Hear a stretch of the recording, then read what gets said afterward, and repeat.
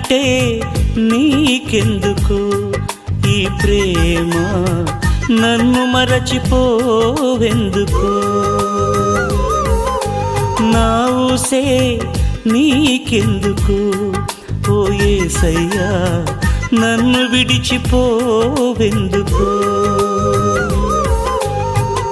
కష్టాలలో నష్టాలలో వ్యాధులలో బాధలలో కన్నీళ్లలో కడగండ్లలో వేదనలో శోధనలో నా ప్రాణమైనావు నీవు.